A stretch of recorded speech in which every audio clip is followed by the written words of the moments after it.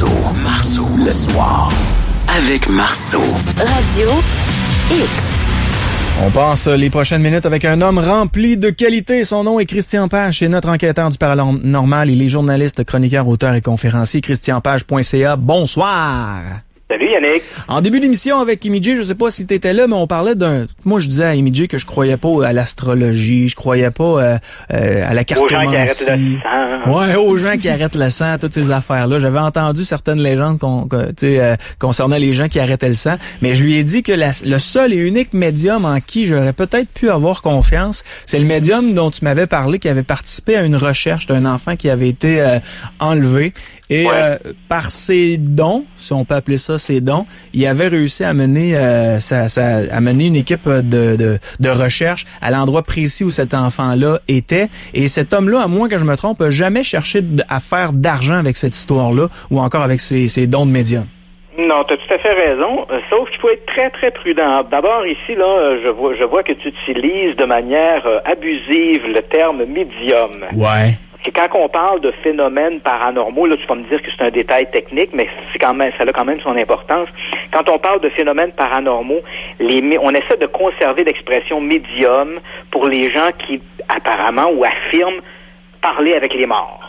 Donc, je communique avec les défunts, je suis un médium.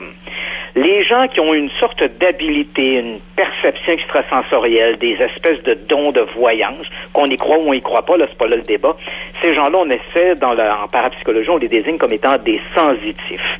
Donc, des gens qui ont comme un sens au-delà de nos 5 sens connus. Le cas dont tu parles, il s'agit de Monsieur X. Il est unique au Québec, mais il faut faire attention, il n'est pas unique dans le monde.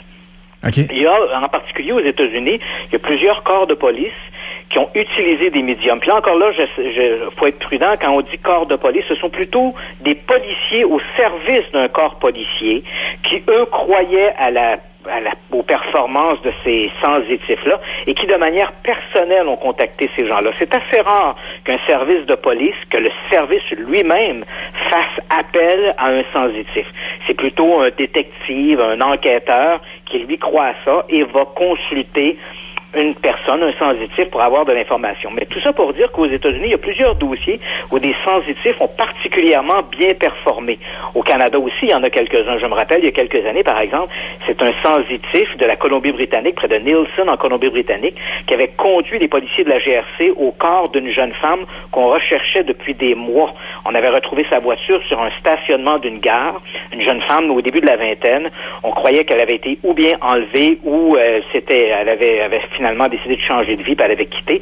Mais bref, on avait trouvé sa voiture sur un stationnement. Les policiers étaient sans nouvelles. On cherchait. Et puis voilà que ce sensitif, crois-le ou non, se présente un bon matin au bureau de la police et dit, j'ai eu des visions, des sortes de rêves, j'ai des visions, je suis un sensitif, j'ai eu des visions, et je sais où se trouve cette jeune femme, Kimberly Ann Surgeon, qui s'appelait la dame en question. Et là, voilà il indique aux policiers à quel endroit il se trouve. Les policiers ont ratissé tout le boisé près de la gare, et ils sont convaincus que le corps ne peut pas être là. Alors lui, ce sensitif, Norm Pratt, qu'il s'appelle, va dire aux policiers, il faut y retourner, je sais que c'est là qu'elle se trouve. Et effectivement, ils vont retourner, les policiers n'y croient pas du tout, et après quelques minutes seulement, il va réussir à indiquer l'endroit où on va trouver effectivement des ossements, et ils seront identifiés comme étant ceux de Kimberly Ann Surgeon, et on va découvrir que la jeune femme n'a pas été assassinée, c'est simplement suicidée. Elle s'est mise comme à l'ombre d'un rocher, puis elle a pris des médicaments, je sais pas trop les causes de son décès, mais bref, il n'y a pas eu de meurtre, c'était simplement suicidée, et c'est ce sensitif qui a guidé les policiers sur place. Au Québec, tu as tout à fait raison, cas unique, il s'agit de ce Monsieur X, un individu qui habitait la couronne nord de Montréal. Il avait déjà été impliqué, faut le dire, en 83. Et quelque part, un peu, la ville de Québec est pas trop loin de cette histoire-là, parce que ce sont des hypnothérapeutes de Beauport, donc à Québec, qui avaient fait appel à ce sensitif en 1983. Une première fois, il y avait une fillette qui était disparue du parc des Voltigeurs à Drummondville. Alors que les policiers cherchaient là, aux alentours du parc des Voltigeurs, on croyait que la fillette s'était égarée dans les bois. 2 hypnothérapeutes de la région de Beauport, en fait, vont contacter ce sensitif et il va fournir une série d'informations. Je me rappelle, là, entre autres, j'ai pas été impliqué dans cette affaire-là, mais pour avoir parlé avec les hypnothérapeutes, tout ça, je connais assez bien le dossier. Le sensitif avait dit à ce moment-là, il dit, c'est curieux parce que je vois la jeune fille a été enlevée. Il dit, c'est curieux parce que je vois comme deux agresseurs, mais ils semblent se fondre l'un dans l'autre et j'ai de la difficulté un peu à voir ce qui se passe. Et là, il avait parlé comme d'un homme dans la vingtaine, mais peut-être aussi d'un enfant. Donc, c'était un peu ambigu, cette information-là.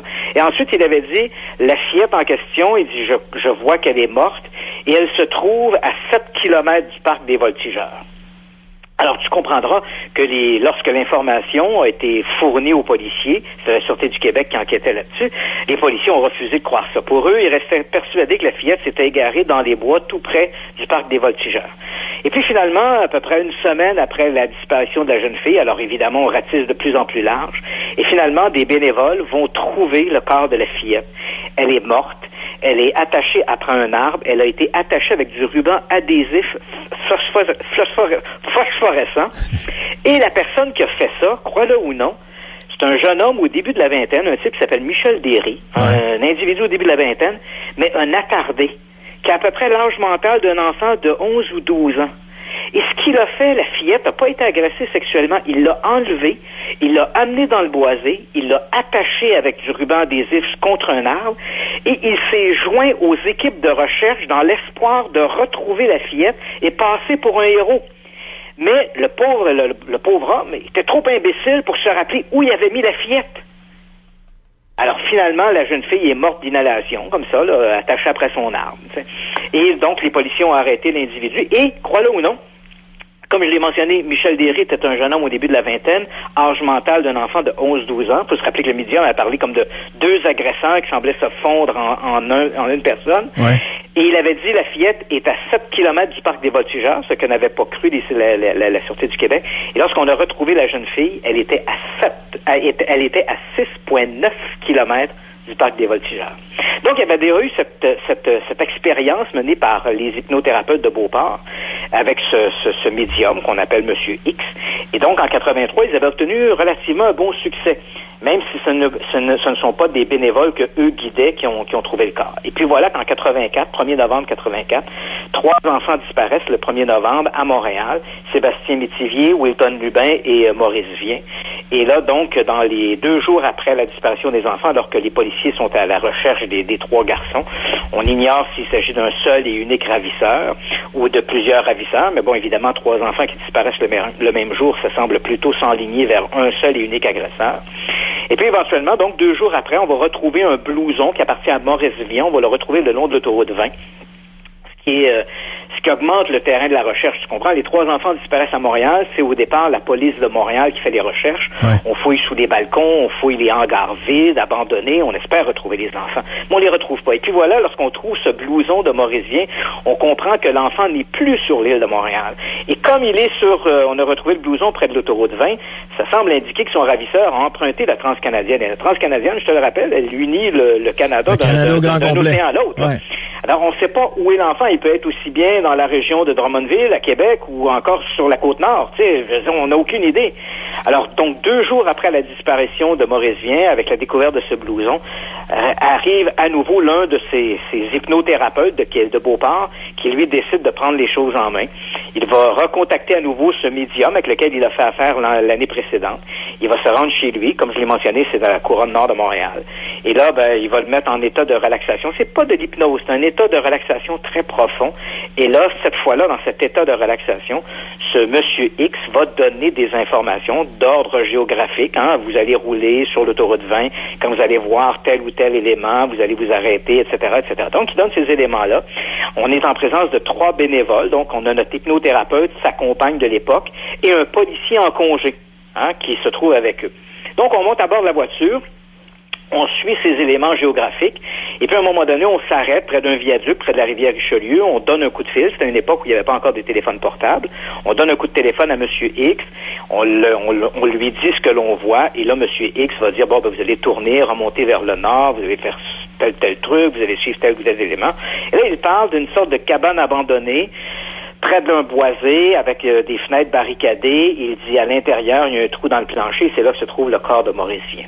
Alors, nos 3 bénévoles repartent en voiture, vont se rendre à Saint-Antoine, vont rouler jusqu'à Saint-Antoine-sur-Richelieu.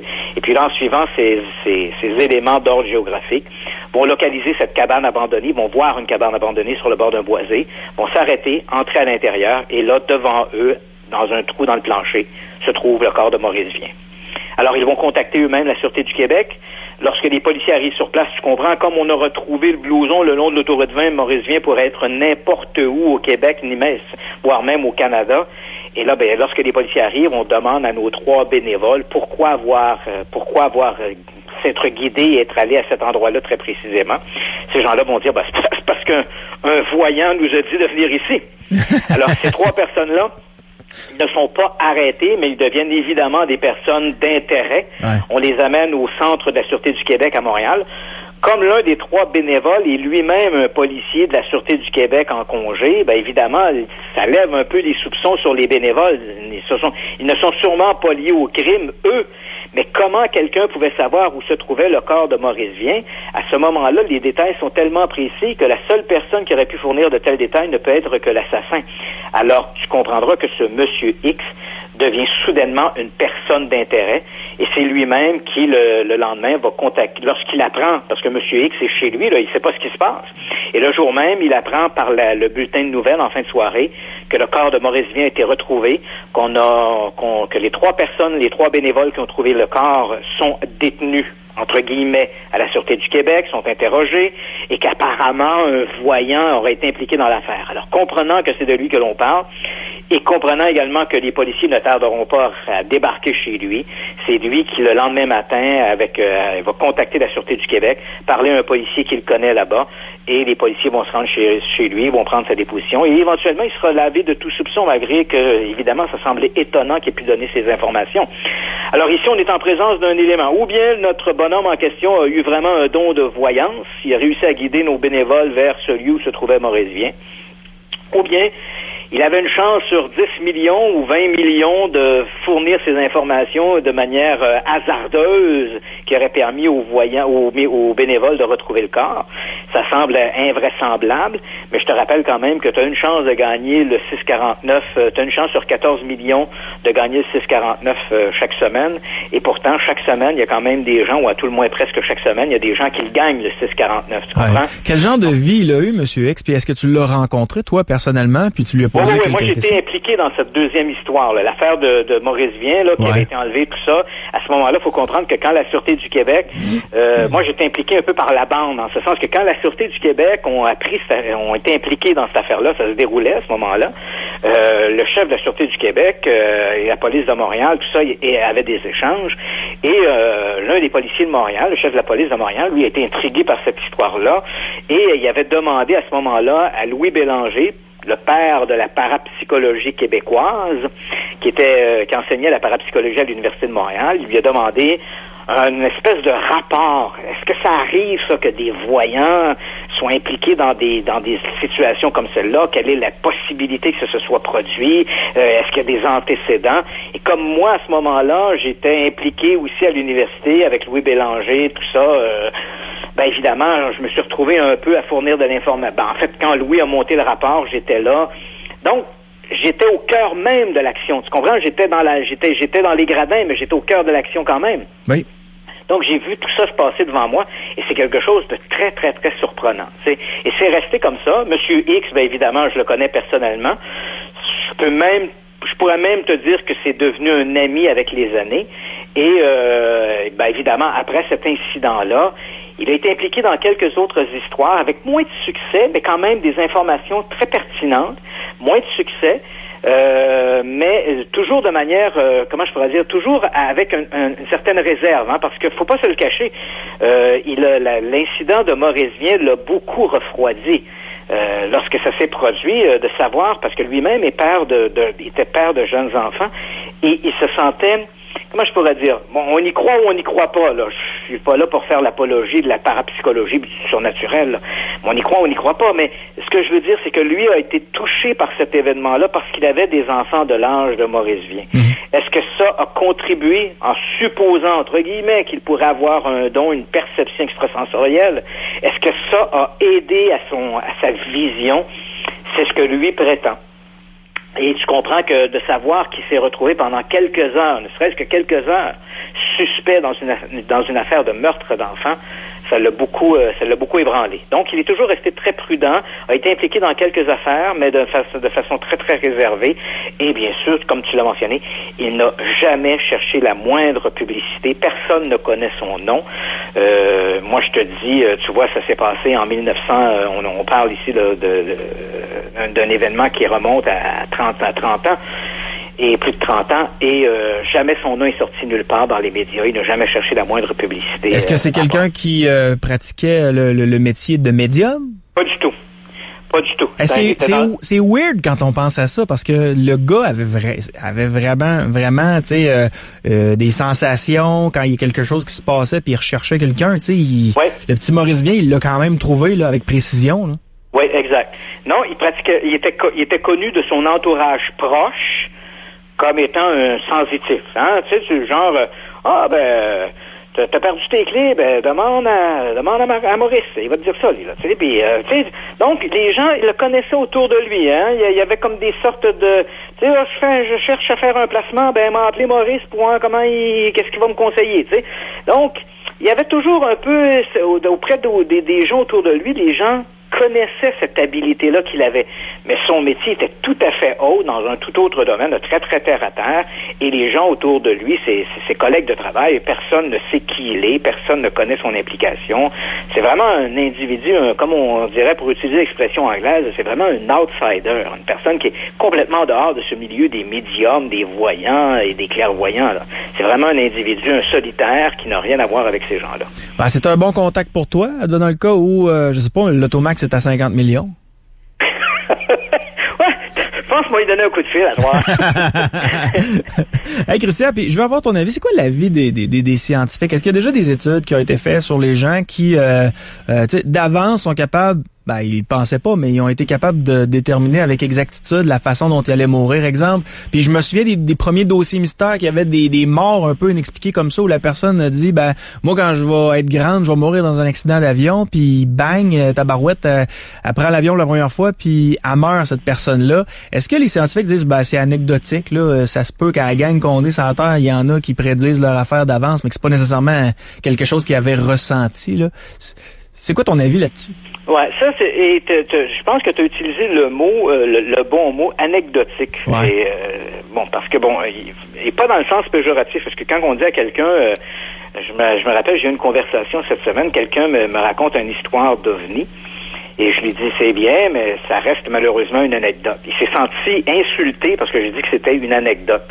Mais là, ça n'a pas la même définition. Là, en science, une anecdote, c'est quelque chose que tu peux pas vérifier. C'est un témoignage, une expérience empirique. Il n'y a rien de négatif là-dedans. C'est une anecdote. Et c'est exactement ce genre de récit-là. Pour les scientifiques, ça reste du domaine de l'anecdote. Okay. Et jusqu'à maintenant, faut pas se le cacher, tout ce qui touche le domaine de la perception extrasensorielle, que ce soit les gens qui disent « moi j'ai vu ma mort » ou des gens comme M. X qui ont prédit la découverte du corps de Maurice Vien ou des trucs comme ça, toutes les recherches qui ont été menées en laboratoire n'ont jamais donné de résultats probants. Dans le meilleur des cas, on a eu des anomalies statistiques, mais trop faibles pour constituer une preuve scientifique. Donc, la personne qui va se présenter chez toi, à Radio X, puis il va dire « La science a prouvé des phénomènes paranormaux », tu peux l'envoyer péter dans les fleurs. Des fois, j'aimerais te passer des coups de fil. Donc ça, c'est pas vrai. Okay. En revanche, on a des anomalies statistiques. C'est vrai que dans d'autres disciplines scientifiques, comme par exemple en pharmacologie ou en astronomie, les scientifiques vont accueillir avec bienveillance les anomalies statistiques, mais pas dans le domaine du paranormal, parce que malheureusement, le paranormal flirte avec le religieux, puis la science n'aime pas beaucoup le religieux. Entre le frère André qui guérit des malades ou le guérisseur à Montréal qui guérit des gens par le toucher, tu comprendras avec moi qu'on est quand même dans les mêmes eaux. Quelqu'un qui dit « je vois des fantômes », puis quelqu'un qui dit que je vois la Vierge Marie, le discours change, mais c'est à peu près la même affaire. C'est parce que le paranormal flirte avec le religieux, les scientifiques sont excessivement prudents. Pour les chercheurs, tu comprends, pour les gens qui s'intéressent à la parapsychologie, l'échec du laboratoire n'est pas une preuve en soi. Et pour eux, parce que tu vois, il y a deux écoles. Puis là, je sais que s'il y a des sceptiques qui nous écoutent, ils vont probablement être choqués par ce que je vais dire, mais bon, ça reste une réalité. Moi, je ne suis que le porteur du message, donc ne tirez pas sur le messager. Dans le domaine de la parapsychologie, il y a comme deux écoles qui s'affrontent. C'est-à-dire que tu as d'un côté les sceptiques purs et durs qui disent, savez-vous pourquoi les médiums ou les voyants ont eu des échecs en laboratoire? Parce qu'en laboratoire, c'est plus difficile de truquer quelque chose. C'est plus difficile de tromper des chercheurs. Ce qui est tout à fait vrai. Parce que si tu mets des mesures de contrôle rigoureuses, puis tu es un fraudeur, ça va être plus difficile. En revanche, et à mon avis, c'est une approche qui est malheureusement peu fertile. L'autre approche qui me paraît plus fertile, c'est celle que partagent les parapsychologues, de dire que dans la réalité, les phénomènes paranormaux fonctionnent mieux en dehors des laboratoires, parce qu'en dehors du laboratoire, il y a une charge émotive. C'est-à-dire que le médium qui est dans le laboratoire avec des électrodes sur la tête, puis qu'il y a un laborantin qui tape du pied en avant de lui avec une feuille blanche puis un crayon, c'est pas très, très émotif. L'émotion n'est pas là. Mais quand tu es sur le terrain, comme dans le cas de M. X, il dit, c'est parce que j'avais des enfants de l'âge de Maurice Vien que j'ai senti que je devais faire quelque chose. Donc le médium, le voyant, le sensitif qui se trouve sur le terrain, avec des policiers, avec les parents de l'enfant disparu, il y a une charge émotive qui est très différente que celle du laboratoire. Est-ce que cette charge émotive est l'élément clé pour déclencher la perception extrasensorielle? C'est ce que soutiennent les parapsychologues, et ça me paraît une approche plus fertile que de dire tout ça c'est de la merde puis ça marche pas. Tu comprends? Effectivement. Mais ça se peut aussi que les sceptiques purs et durs aient raison, là. On le sait pas. Mais moi, j'essaie de prendre un exemple qui est propre à tout un chacun. Mm-hmm. C'est-à-dire que toi, là, Yannick, tu fais ce travail-là depuis des années à la radio. T'es un gars habitué, c'est devenu presque mécanique, t'arrives le soir, tu prépares ta console, tout ça, et puis voilà, ça fonctionne, puis bon, c'est une habitude. Mais si je te mets ton patron derrière toi, qui surveille chacun de tes gestes, tu vas te mettre à gaffer de manière épouvantable. C'est vrai pour toi, c'est vrai pour n'importe quel employé de bureau, n'importe quel employé d'usine. Lorsque l'on fait un travail et on le fait bien, lorsque soudainement le superviseur arrive puis qui est là puis qui nous surveille, maudit, on se met à faire des erreurs, oui, on commet des gaffes, puis on se dit, mais tabarnouche, ça m'arrive jamais de faire ça. Mais pourquoi, là, quand le superviseur est là, il a fallu que je gaffe de même? Le meilleur exemple qu'on peut donner, c'est quand quelqu'un arrive avec sa caméra puis il décide de filmer un moment en famille, on n'agit jamais naturellement, là. Exactement. Et là, soudain, on se dit, est-ce que, même si tu fais un truc simple, mécanique, tu as une habitude, soudain, lorsque quelqu'un est là puis tu surveilles, soudainement, tes réactions sont différentes. Alors, tu t'imagines, et là, on parle de quelque chose de mécanique, là, allumer ta console, préparer ton micro. Pour un employé de bureau, c'est sortir ses dossiers. Pour l'employé d'usine, c'est de partir ses machines. Et pourtant, il va commettre des erreurs. Imagine-toi pour un sensitif dont la principale locomotive pour obtenir de l'information, ce sont ses propres émotions. Tu le mets dans un laboratoire, il y a 15 électrodes collées sur la tête, puis un laborantin devant lui qui tape du pied avec un stylo dans les mains. Ça se peut que ses émotions soient un peu altérées. Tes livres se vendent comme des petits pains chauds, ce qui fait de toi un être multimilliardaire. Je pense que de mémoire, t'avais promis une récompense à des gens qui pouvaient passer un test là avec toi. Est-ce que c'était de la médiumnité? Est-ce que c'était quelque chose du genre? Ouais, quelqu'un qui pourrait prouver dans des conditions rigoureuses qu'il peut parler avec des défunts ou qui a un don de voyance dans des conditions rigoureuses. Ouais. Hein? Moi, j'avais annoncé, j'ai dit, moi, je vais donner 1 000 $ à cette personne-là, sans autre question. Et il y a mon ami, le mentaliste Vincent C., qui lui a dit, j'embarque moi aussi. Donc, la cagnotte est à 2 000 $. Donc, quelqu'un là, qui dit, moi, j'ai des dons, là, puis je peux vous le prouver. Ouais. Donc, on va mettre en place une mesure de contrôle, on va faire le test, puis si ça fonctionne, on va lui donner le 2 000 $. Jusqu'à maintenant, personne s'est présenté. 2 000 $, les gars sont là sur leur carte de crédit. Ouais, hein? On parle des Bigfoot ce soir. Oui, c'est ça. Écoute, c'est une histoire assez étrange. C'est sorti il y a quelques jours. C'est un type de la Colombie-Britannique, un type qui s'appelle Todd Standing, qui a décidé de s'adresser à la Cour suprême de la Colombie-Britannique, crois-le ou non, pour forcer le gouvernement à enquêter et à protéger le Sasquatch. Donc, le Sasquatch, pour les auditeurs, C'est l'abominable homme des bois, c'est le cousin du Bigfoot des Américains, le cousin du Yeti, là, l'abominable homme des neiges. Donc, on en a un chez nous, il s'appelle le Sasquatch. Ouais. C'est un nom qui est dérivé des Autochtones, des Amérindiens Salish, qui se traduit par le vieil homme de la forêt. Ça, c'est quand même intéressant de savoir que ce n'est pas une invention de l'homme blanc, là. C'est-à-dire que lorsque les hommes blancs sont arrivés, lorsqu'ils ont eu les premiers contacts avec les Autochtones, déjà ces légendes-là circulaient qu'il y avait dans les forêts, dans les cimes montagneuses et rocheuses, des colonies d'hommes, d'hominidés inconnus qui vivaient là. Et eux l'appelaient des différents noms selon les tribus autochtones. Mais le nom qu'on en a fait, là, un nom commun pour le définir, c'était le Sasquatch. Donc, notre bonhomme en question s'adresse au gouvernement. Todd Standing, il s'est adressé d'abord à des avocats. Personne n'a voulu prendre sa cause. Il a décidé de se défendre lui-même. Il a déposé sa plainte, si je puis dire, à la Cour suprême pour forcer le gouvernement. Et c'est assez amusant parce que ce Todd Standing dit moi-même, j'en ai vu de ces Sasquatch. J'ai interagi avec eux. Et il a pris quelques films. Fait que là, les gens qui nous regardent, s'ils tapent dans leur moteur de recherche Todd Standing, ils vont trouver quelques films qui sont pas particulièrement convaincants. Tu te dis, bon, moi, si j'avais interagi avec des Sasquatch, il me semble que j'aurais essayé de prendre une image meilleure qu'une affaire floue à travers des branches d'arbres. Mais enfin, c'est ce que le gars nous présente. Et là, il demande au gouvernement de mettre à son service une sorte de biologiste, un expert de la faune. Ouais. Je voudrais juste souligner que sur les vidéos de M. Todd Standing, il y a de la publicité. Hein? Bien sûr. Et là, il nous dit, voilà, je veux qu'un biologiste du gouvernement canadien m'accompagne, du gouvernement de la Colombie-Britannique, pardon, m'accompagne. Je vais l'amener en territoire Sasquatch et je vais lui prouver que le Sasquatch est bel et bien une créature réelle et que non seulement il faut la reconnaître comme étant une créature de la faune canadienne, mais il faut également mettre des lois en vigueur pour la protéger parce que, dit-il, si ce n'est pas c'est une espèce rare, sinon peut-être une espèce en voie de disparition. Je tiens quand même à rappeler, Yannick. Oui. Il y a 3 ans. Ça, c'est quand même amusant. Il y a 3 ans. C'est un rire démoniaque. On a tendance à oublier ça. Les amateurs de Bigfoot, d'OVNI, ils ont souvent tendance à oublier des détails dans leurs histoires. Il y a les amateurs de Bigfoot, entre autres, eux disent, parce qu'ils sont très nombreux, là, on a ce Todd Standing, mais il y a des groupes aux États-Unis, au Canada, il y a plein de gens qui se définissent comme étant des cryptozoologues. Donc, crypto vient de cacher, zoologue, bien évidemment, c'est l'étude des animaux de la faune, là. Donc, c'est l'étude des animaux cachés. Cryptozoologie, c'est comme ça qu'ils se définissent. Ces gens-là, beaucoup d'entre eux ont la prétention de dire « nous avons des échantillons biologiques ».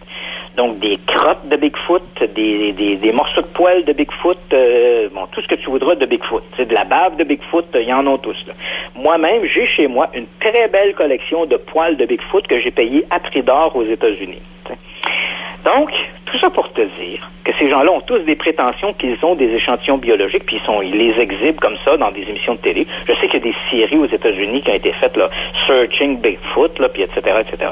Donc, tout ça pour te dire qu'il y a 3 ans, il y a un expert de l'Université d'Oxford, en Angleterre, un type qui s'appelle Brian Sykes, qui est le directeur du département de recherche sur l'ADN, qui a lancé un appel. Il dit, OK, vous accusez les scientifiques de ne pas s'intéresser à vos affaires, moi, je vais le faire. Donc, si vous avez la prétention de dire que vous avez des échantillons biologiques, et l'excuse, c'est on ne les fait pas analyser parce que ça coûte trop cher à faire des analyses ADN, le docteur Brian Sykes s'est dit, moi, je vais le faire. Donc, envoyez-moi vos échantillons et on va les analyser. Alors, il a fait un appel dans le monde entier à travers le département de recherche. Il y a une sorte de musée de zoologie en Belgique, donc à travers eux autres, ils ont envoyé des lettres à peu près à tous les groupes de cryptozoologues à travers le monde, parce que des soi-disant hominidés inconnus, que ce soit le Sasquatch, le Bigfoot et autres, il y en a partout dans le monde. En Australie, par exemple, ils l'appellent le Yowie. Aux États-Unis, c'est le Bigfoot. Au Canada, c'est le Sasquatch. Au Népal, c'est le Yeti. Donc, des hominidés inconnus. On a envoyé comme ça des missives dans le monde entier en disant, si vous avez des échantillons biologiques, envoyez-les au docteur Brian Sykes. Il va les analyser.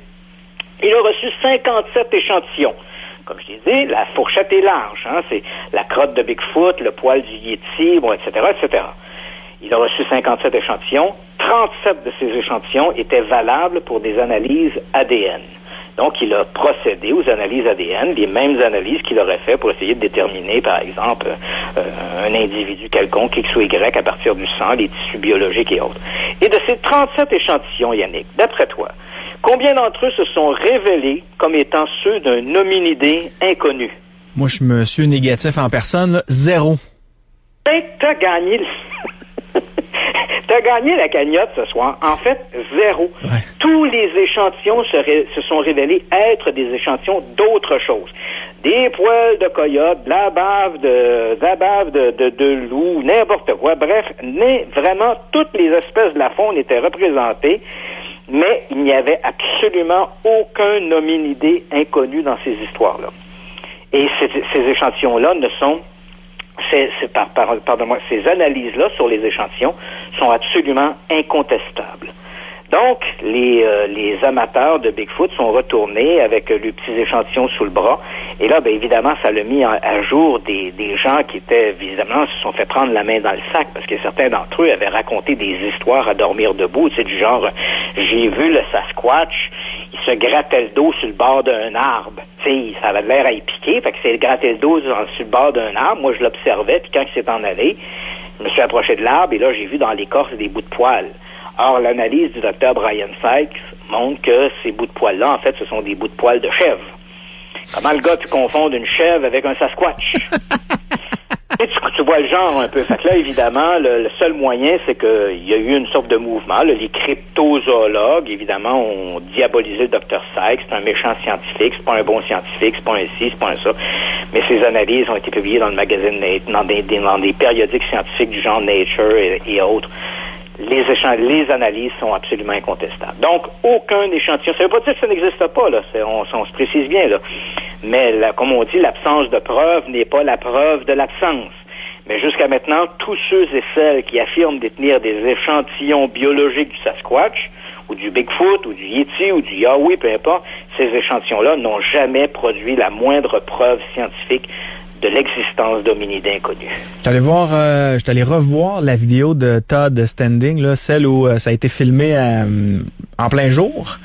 Ouais. Puis, la dernière image, vers la fin, là, c'est une vidéo d'1 minute 28. Là, vers la fin, je te dirais qu'on voit quelque chose qui peut laisser présager que c'est un Sasquatch, mais avec le clignement des yeux qu'il fait, là, ça a l'air beaucoup robotisé, mais c'est peut-être un hasard, là, puis je connais rien à ça. Là. Ouais.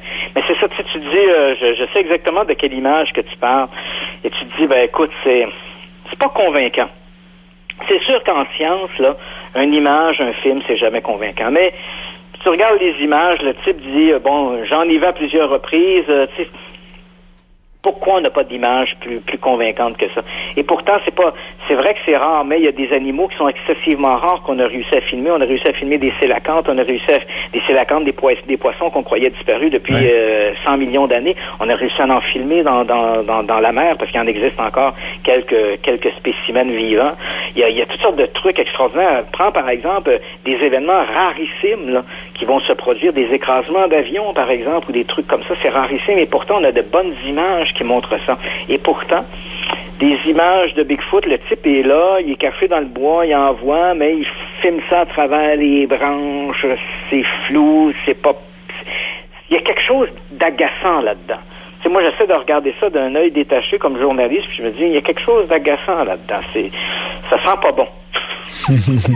Hey, je sais pas si c'est nouveau. J'ai vu ça passer dans le Journal de Québec aujourd'hui. On parlait d'une nouvelle chambre qui aurait été découverte dans une pyramide. Oui, et en fait, c'est un sujet qui est assez fascinant et qui alimente beaucoup l'intérêt des historiens, des amateurs de mystère depuis 2 ou 3 ans maintenant. C'est un programme qui a été mis de l'avant qui s'appelle le programme Scan Pyramids. Et Scan Pyramids, ça va plus loin que simplement les pyramides. C'est un groupe de chercheurs internationaux. Je sais qu'il y a des chercheurs canadiens d'ailleurs qui sont impliqués dans le groupe. Et l'idée de passer les grands monuments de l'Égypte, par exemple la tombe de Toutankhamon, les pyramides du plateau de Gizeh, de les passer littéralement au rayon X pour essayer de voir, parce qu'évidemment, on ne veut pas faire une exploration destructive. On ne commencera pas à percer des trous là, dans les monuments. Donc, en passant ces grands monuments avec au rayon X, en fait, on utilise d'autres types que le rayon X, mais c'est à peu près c'est l'équivalent. Donc, ça fournit une image, un peu comme une image radar. Donc, on passe ces monuments-là, ce rayonnement-là, pour voir s'il y a des chambres secrètes. L'an dernier, ce qui a beaucoup alimenté, c'est qu'on avait peut-être trouvé une chambre derrière le tombeau de Toutankhamon. On sait que le tombeau de Toutankhamon est peu profond par rapport à d'autres tombeaux. On s'est mis à fantasmer est-ce qu'il y aurait une chambre derrière le tombeau de Toutankhamon. Est-ce que la chambre funéraire aurait été aménagée rapidement dans une autre tombe, puis que cette tombe-là n'a pas encore été découverte?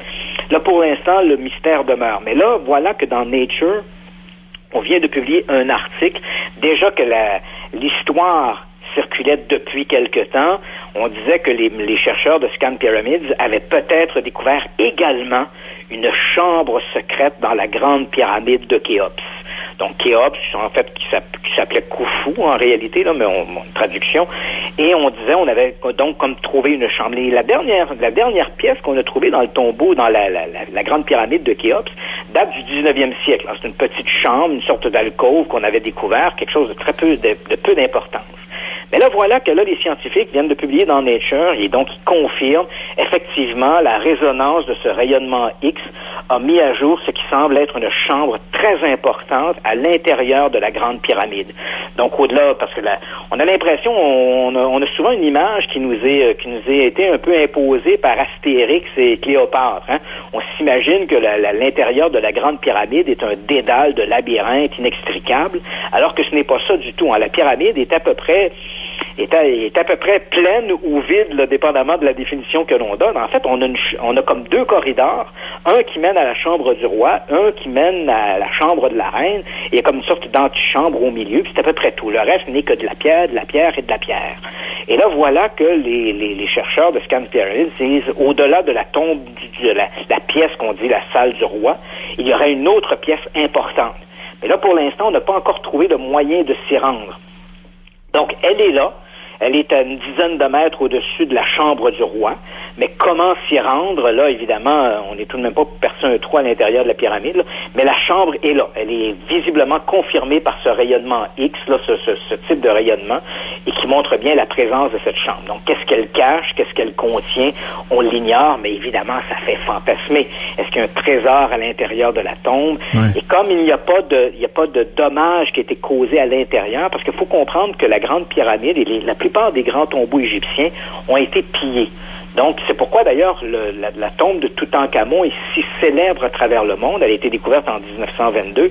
C'est parce lorsqu'elle a été découverte, elle était à peu près intacte. Donc, les archéologues, et de mémoire, je pense que c'est Howard Carter qui avait trouvé le tombeau, un archéologue britannique. Lorsque Carter trouve le tombeau, il trouve le trésor royal également avec le tombeau. Et là, ça fait fantasmer le trône en or, le tombeau en or, le sarcophage en or. Il y a de l'or, c'est extraordinaire. C'est une merveille. Et à ce moment-là, évidemment, ça va créer une sorte d'engouement, de fièvre pour l'Égypte antique, la découverte du tombeau de Toutankhamon. Mais Toutankhamon est le seul tombeau à ce jour trouvé par des archéologues qui était à peu près intact. Tous les autres tombeaux étaient vides ou n'avaient plus de richesse. Ils avaient été pillés par des pilleurs de tombes, probablement déjà dans l'Antiquité. C'est le cas, par exemple, avec la grande pyramide de Khufu, la pyramide de Khéops. Il y a une des façades, moi j'y suis allé à la pyramide, et crois-moi, Yannick, quand tu es devant les pyramides, et s'il y a des gens qui nous écoutent ce soir et qui les ont vues, ils vont savoir de quoi je parle, ça jette sur le derrière. Hein? Ce sont vraiment des montagnes faites de mains d'hommes. C'est hallucinant de voir ce truc-là. Mais il y a une des façades de la pyramide qui est très endommagée. Pourquoi? Parce que les pilleurs de tombes, et même au Moyen-Âge et à la Renaissance, des gens ont brisé la pyramide pour entrer à l'intérieur parce qu'il n'y avait pas d'accès. Donc, on a défoncé l'une des parois de la pyramide pour rejoindre le corridor qui mène à la chambre du roi. Okay. Donc, tu comprendras que l'intérieur est vide. Lorsqu'on a commencé à s'intéresser à l'égyptologie, qui est née à peu près là, avec la Révolution française vers la fin du 18e siècle, donc on a commencé à s'intéresser à tout ça, la tombe était vide. Et là, voilà qu'on nous dit, dans le tombeau, dans la grande pyramide, il y a peut-être une chambre qui est là, qui n'a peut-être jamais été visitée. Il faut quand même se rappeler que la pyramide de Khufu a été construite il y a à peu près 4500 ans. Là. Donc, un trésor qui serait là depuis 4500 ans, presque 5000 ans, à attendre que des archéologues le découvrent. C'est fascinant comme histoire. Oui, puis ce qui est d'autant plus fascinant, c'est qu'on veut pas creuser un trou pour avoir accès à cette chambre-là. On veut trouver un moyen d'y accéder sans briser rien. Absolument. Donc là, maintenant on confirme la présence de la chambre, maintenant le travail des archéologues et le travail des spécialistes, ce sera de déterminer comment la chambre a été scellée, parce qu'il est possible que la chambre ait été scellée derrière. Les Égyptiens avaient une façon, par exemple, dans la Grande Pyramide, il y a comme deux canaux d'aération qui amenaient de l'air aux ouvriers. Donc, quand on a construit la pyramide et lorsqu'on a aménagé la chambre du roi, il y avait donc ces deux canaux qui partaient de la chambre du roi et qui sortaient littéralement à l'extérieur de la pyramide, et ça permettait d'amener de l'air.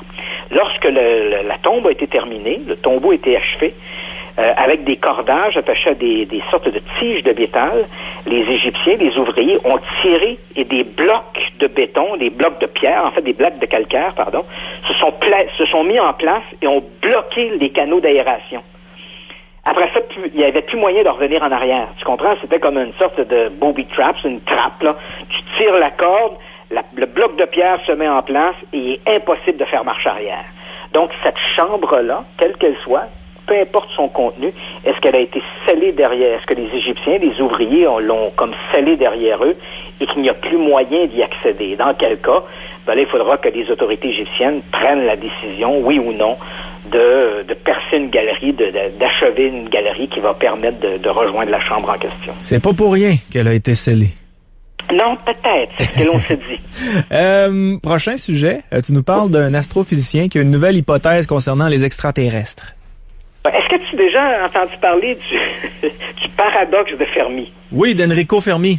Oui, c'est ça. Donc, Enrico Fermi avait lancé dans une conversation à un moment donné avec des collègues, tout le monde était dans les années 50, c'était l'effervescence autour de l'idée de la recherche de vie extraterrestre, et Fermi avait dit, écoutez, si la vie, comme nous, on est relativement jeune, notre système solaire est relativement jeune par rapport à d'autres systèmes solaires, et que la vie serait apparue ou doit pulluler dans l'univers, ces extraterrestres devraient avoir des milliers d'années d'avance sur nous, alors pourquoi ne sont-ils pas ici?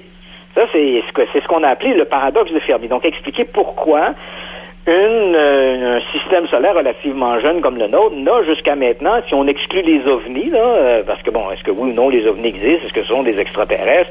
C'est la grande question à laquelle on ne peut pas répondre. Mais Fermi disait, on devrait avoir ces évidences-là, et on l'a pas. On a l'impression qu'on est seul. Désespérément seul. On écoute le cosmos, avec des radiotélescopes. Le projet SETI a été mis en place depuis les années 60, et jusqu'à maintenant, c'est le vide absolu. On n'a rien. Alors voilà qu'un astrophysicien vient de dire, écoutez, il vient de publier dans le magazine Astronomy, il vient de proposer une nouvelle explication qui nous dit, écoute, il y a peut-être quelque chose qui se passe. Hein? Donc cet astrophysicien, Alan Stern, dit, peut-être que les extraterrestres sont tous pognés dans la glace. Et là, tu commences à y penser, tu dis, c'est peut-être vrai. En fait, ce que dit cet astrophysicien, c'est que la vie sur la planète, comme la nôtre, c'est-à-dire que nous, on vit à la surface d'une planète rocheuse, oui, et il y a l'atmosphère au-dessus de nous, et on vit là. On est comme libre sur le dessus de notre planète. Alors lui dit, mais dans le fond, quand on regarde ça déjà dans notre propre système solaire, il y a peut-être d'autres vies. On sait qu'il y a peut-être une vie sous la glace. Il y a Encelade, qui est un satellite de Saturne. On dit, on sait qu'il y a un océan en dessous. On se dit, il y a peut-être une civilisation qui s'est développée sous cette glace-là. Il y a peut-être également, on sait autour de Jupiter, également, tu as deux satellites, dont je pense Europe, qui est couvert de glace, et qu'on sait qu'il y a des océans en dessous, et on croit qu'il y a peut-être une vie qui se serait développée dans cet océan-là. Alors, ce que propose Alan Stern, c'est de dire, peut-être que finalement, la vie pullule dans l'univers, mais peut-être que cette vie-là est plus souvent qu'on le croit sous une couche de glace, donc des océans internes sur des planètes, qui permettra à des vies d'évoluer, de se développer. Finalement, est-ce que tu as vu le film The Abyss? Oui. Alors, c'est un peu ce qu'il propose. Il dit peut-être qu'il y a plein de civilisations dans l'univers, mais peut-être que ces civilisations-là, ce sont toutes des civilisations qui vivent sous la mer, un peu comme dans The Abyss, et elles sont inconscientes qu'au-delà de la couche de glace qui les entoure, il y a un univers extérieur. Ce que je trouve intéressant là-dedans, c'est que si moi ou toi, on dit les extraterrestres ne seraient pas encore ici parce qu'ils seraient prisonniers de la glace, si c'est moi ou toi, ben peut-être plus toi, mais mettons que c'est moi qui le dis, là, il n'y a pas personne qui va reprendre ça. Là, c'est un astrophysicien qui le dit du nom d'Alan Stern, et là, les gens disent, ben ouais, c'est une explication, c'est une hypothèse. C'est une hypothèse, mais il faut quand même l'avouer, là, c'est pas une hypothèse qui reçoit nécessairement l'appui de la communauté des astrophysiciens. Ouais. C'est une hypothèse. En fait, il y a peut-être moins de civilisations qu'on pourrait le croire qui vivent sur la surface de leur planète. Peut-être à l'intérieur de leur planète, mais sur la surface. Alors là, c'est peut-être une explication qui viendrait diminuer le nombre de nos chances d'être communiqués ou être visités par des extraterrestres. Mais enfin, c'est une hypothèse qui en vaut bien d'autres. En terminant, cher Christian, tu voulais nous parler d'une nouvelle organisation qui va se consacrer aux objets volants non identifiés. Ah, ça fait du bien. Là, on va avoir un bon souffle.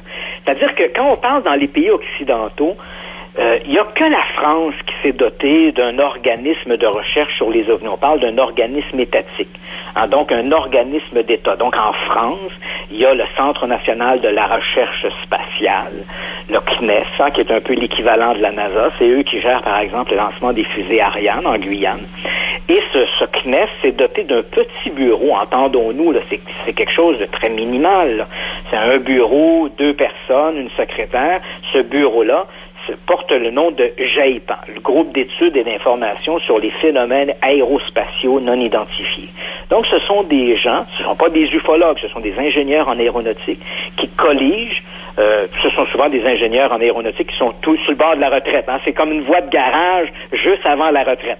Donc, ces gens-là colligent de l'information sur les ovnis. Ils les reçoivent à la fois des militaires, de la gendarmerie. Donc, les gens qui voient des ovnis appellent la police, la gendarmerie. Ils signalent leur observation et la gendarmerie envoie ces informations à ce groupe d'études et d'informations sur les phénomènes aérospatiaux qui, eux, colligent l'information, étudient les rapports et les mettent en ligne sur le web.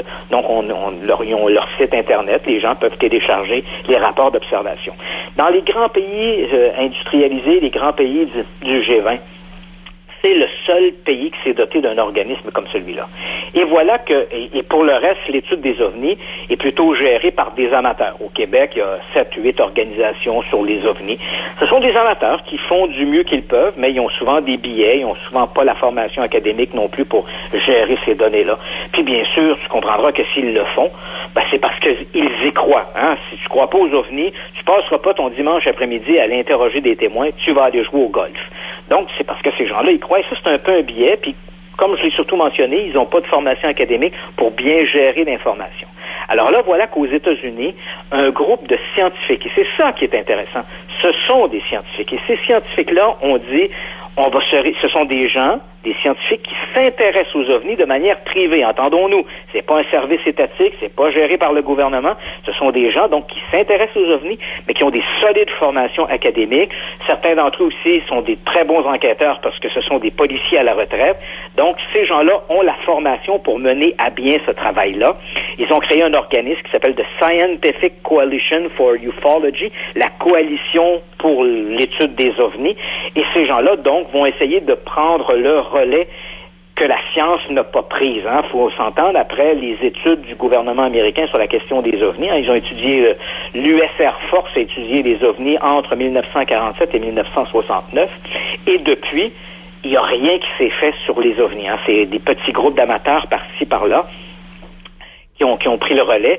Et il y en a un de ces groupes-là qui est bien connu, là, parce que probablement les auditeurs qui nous écoutent ce soir ont peut-être vu des émissions à la télé comme Chercheurs d'OVNI ou des trucs comme ça. Ouais. Il y a un groupe qui s'appelle le MUFON, le Mutual UFO Network, le MUFON, qui est considéré comme la plus grosse organisation de recherche sur les ovnis au monde.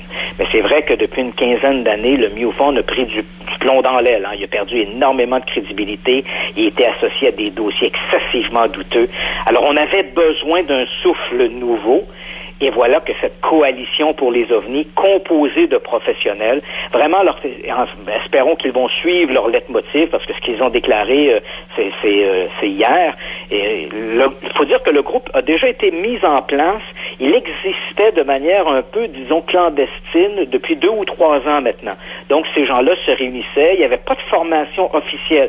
C'était une poignée, une dizaine de gens qui s'intéressaient aux ovnis avec d'une formation académique qui se réunissaient de temps à autre pour étudier des dossiers, mais sans aucune structure officielle. Et là, voilà qu'ils ont annoncé hier la création officiellement de ce groupe, la Coalition pour les ovnis. Et donc, on espère que ces gens-là sauront faire la différence. Parce que moi, je dois t'avouer que la question des ovnis qui m'a beaucoup passionné, je te dirais, il y a 15 ou 20 ans, aujourd'hui, je l'ai complètement délaissé à cause justement de ce manque de rigueur-là. Aujourd'hui, c'est vraiment l'ufologie. C'est vraiment n'importe quoi, là. C'est vraiment, vraiment n'importe quoi. Il y a plus pour moi, j'ai perdu tout intérêt. Je ne sais pas si ces gens-là vont réussir à raviver la flamme, mais enfin, il était temps qu'on ait des gens qui s'intéressent à la question des ovnis avec une formation académique pour être capable de faire la différence entre un drone, un ballon-sonde et un objet volant non identifié. Il y a un message là-dedans. Il y a Jacinthe qui te demande, est-ce que tu fais encore des boutons quand tu écoutes Nos ancêtres, les extraterrestres sur Historia? Absolument. Je trouve ça, des séries comme celle-là, c'est parce que ce sont de bons divertissements. Oui. Cette histoire-là des ancêtres, nos ancêtres, les extraterrestres. Le problème, c'est que les gens, faut pas se le cacher, Yannick, l'ignorance nous rend vulnérables. Oui. Donc toi, moi, quand on est assis dans notre salon, on regarde la télé, on n'a pas la formation académique nécessairement ou la connaissance historique pour comprendre ou décanter l'information qui nous est transmise. Et là, tu vois des gens qui arrivent et nous disent, telle structure, par exemple, on ignore comment les statues de l'île de Pâques ont été déplacées, ou etc., etc. Toi, tu le sais pas, t'es pas un historien, t'es pas un archéologue, t'écoutes ces gens-là, et là, tu te dis, on arrive avec des chiffres qui sont tellement extraordinaires que tu dis, c'est impossible de construire ça, donc forcément, il doit y avoir eu des extraterrestres. Malheureusement, si tu te donnes l'effort de regarder des livres d'histoire ou de consulter des historiens, tu vas vite découvrir que tout ça, c'est de la foutaise. Dans bien des cas, on a d'excellentes explications. Et ce qui est malheureux, c'est que non seulement on a des explications, mais on est en train en faisant ça, on spoil, en fait, on retire à des grandes civilisations des réalisations remarquables. Non, ce sont les Égyptiens qui ont construit la Grande Pyramide. C'est pas des extraterrestres qui ont bâti ça. Redonnons, comme on le dit l'expression, redonnons à César ce qui est à César.